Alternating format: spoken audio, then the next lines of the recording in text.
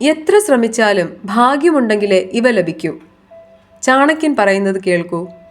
ആചാര്യൻ ചാണക്യന്റെ നയമനുസരിച്ച് ഒരാൾ എത്ര പരിശ്രമിച്ചാലും ചില കാര്യങ്ങൾ ഭാഗ്യം കൊണ്ട് മാത്രമേ നേടാനാകൂ.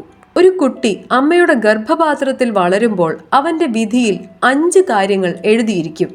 പ്രായം.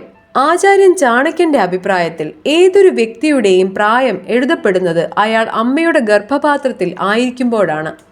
അതുകൊണ്ടാണ് ഒരാൾ എത്ര പണമോ പരിശ്രമമോ ഉണ്ടാക്കിയാലും പ്രായം കൂട്ടാനോ കുറയ്ക്കാനോ കഴിയില്ലെന്ന് പറയുന്നത്.